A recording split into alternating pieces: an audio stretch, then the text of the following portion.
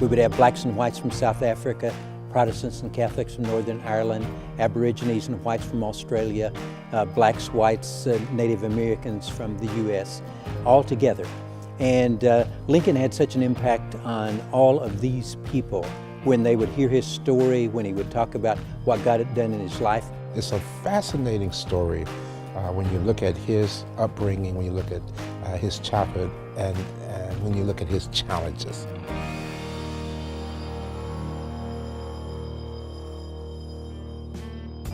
I don't mind telling you about my ethnicity, poverty, and obscurity. I grew up in a little town called Shively, Kentucky. I was the 8th of 10 children. My grandfather was from Dallas, Texas, brought to Louisville, Kentucky on horseback and buggy all the way from there. 14 years old when he came, never to see his mother again, and was a slave, actually, and did whatever was commanded and demanded for him to do. Lincoln was 15 when his grandfather died, so he had heard the stories his grandfather shared with him. He had seen the scars on his grandfather's back. However, Lincoln shares that his grandfather was a very kind, a very gentle man, a very loving man. And Lincoln could not understand how his grandfather could have that kind of love. But his grandfather kept saying to him, "Son, someday you will understand." I went to a revival when I was 9 years old. We were kind of teasing and peeping around and seeing everything. But all of a sudden, a song was sung. It did something to me. So the next morning, I asked my mother, "Mother, can I stay home today and get my religion?" That's the way they put it in those days, okay? That salvation brought about something in Lincoln that caused him to change his view when it came to hate and when it came to revenge. And as Lincoln began to grow in his faith, all of that bitterness eventually left, and he simply was left with a heart filled with love. I think it is one of the tragedies of our nation, one of the shameful tragedies, that 11 o'clock on Sunday morning is one of the most segregated hours, if not the most segregated hours in Christian America.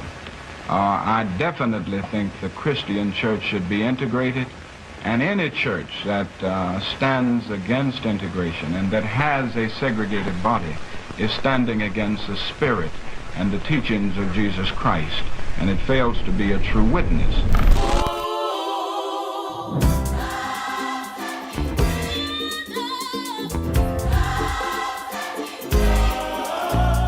In 2009, the opportunity presented itself for the St. Paul Baptist Church, a predominantly African-American church, and the Shively Heights Baptist Church, a predominantly Anglo or white church, to come together as one. Mark Creighton and I have been friends for 10 or 12 years. So he called me one day and he said, "Lincoln, could you come down and talk with me about merging our two churches?" Really? Can this really work? And I think everybody had their own perspective of how it was going to turn out. And I would venture to say that many did not feel that it was going to happen until it happened. So we decided to come together. And on that Sunday morning, we had 600 people that came to this church. All over the balcony, some couldn't even get in the building. For many of us, if not most of us, it spoke to the thought, it's possible. White people love black people in this church. Black people love white people in this church. I remember years ago hearing someone say, love is not so much two people looking at each other as it is two people together looking in the same direction. I have seen the example of St. Paul Church at Shively Heights, people serving together no matter what their backgrounds and no matter what their racial identities, to be able to come together and serve together because of their joy in Jesus Christ. Revelation does speak to that when John said, "I saw a number that no man could count from all nations, from all tongues." I think this is that demonstration. Our call is not to make people feel good. It's a call to make people be good. To love God with all your heart, soul, mind, and strength, and your neighbor as yourself. There will always be opposition. There will always be some who are going to be negative.